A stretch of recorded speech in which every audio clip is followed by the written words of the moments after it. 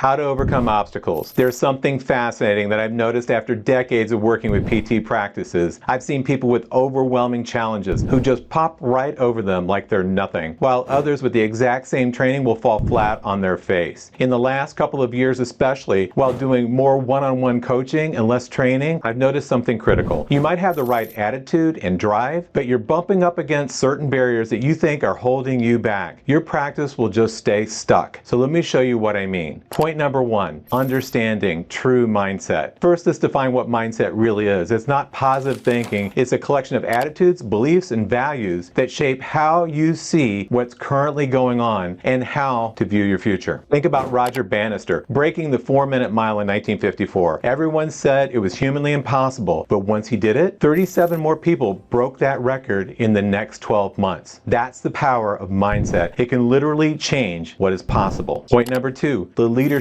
reality. Here's where most practice owners get stuck. They confuse being a great clinician with being a great leader. Leadership isn't about doing the work yourself. It's about your ability to give and enforce direction. Let me be direct here. If you're the biggest person in the room, you don't get to grow. You need to surround yourself with people who have achieved what you want to achieve. When I first started as a client in a consulting company, I told my consultant that I would do exactly whatever she tells me to do. She just smiled and she said, well, most clients don't follow my advice exactly. I told her I'll do everything you tell me because I haven't earned the right to have an opinion. Now she laughed out loud. She thought that was hilarious, but it was kind of true. I just kind of said, well, these guys have made some very successful clients. I'm going to step in the shoes and just don't bother to walk. Just do what they tell me to do. You see, sometimes you have to put your ego in your pocket, as one of my PT school instructors used to say, and I did that and it paid dividends. Point number three, the three components of ability. Let's break down what real ability looks like in a practice. It comes down to three things. Number one, your ability to really see what is going on. Number two, making a decision to handle something or not. And number three, action. Taking action on the decision that you've now made. Some people are professional problem givers and some are good at solving problems. Think about your staff right now. You know exactly who falls into each category. Problem giver. Let's call her Sally. She comes up to you with every issue. The problem solver. Let's call her Mary. She comes with solutions, or better yet, just solves it for you. You don't even know about it. The difference? Mary has the three components ability. She observes what's happening, she makes a decision about it, and she fixes it and takes action. Point number four, break free from obstacles. Here's the game changer. Successful practice owners ignore obstacles. I know that sounds kind of counterintuitive, but hear me out. If you focus all your attention on barriers, they will get bigger. Instead, you need to focus on your target. Now I have a client who's very target oriented. He just gets things done. He really impresses me. And he decided on one of our calls that he wanted to shift his 3 clinics to a virtual front desk. Now he didn't pay some company to set this up for him or use some company's software or hardware product. He figured it out on his own and had it up and running in 1 week without a hitch. His only expense was the purchase of a Square reader. But this move saved him over $100,000 in salary expense. He decided quickly and he took immediate action. I can't tell you the number of times that I've talked to PT practice owners who wanted to give me all the reasons why something won't work. I have to suppress a yawn because I'm mainly not interested in that. And honestly, they're not interested in that either. What matters is what you're moving toward, not what's in your way. Look, if you can take one thing away from this video, let it be this. Without a plan, you're going to get one from your staff. It will be in the form of some kind of problem. Instead of something like, hey Joe, can we open another clinic? It's going to be, hey Joe, we have another problem. You need to be goal-minded and target-driven from the moment you hit the ground running each morning, even if the only target is just to beat last week. Think about it. Your practice needs a clear vision of what you want to accomplish. Not some mission statement that you mention once, but something that you're talking about all of the time. Like, how are we going to get past our 680 patient visit target for this month, or for this week for that matter? How are we progressing towards our collection goal? These are actual targets. So next week, I'm going to show you exactly how to set these targets and build the systems to hit them consistently. Make sure you subscribe and don't miss it. And if you're ready to transform your practice right now, click on the link in the description to learn more about how we can help you implement these principles into your specific situation.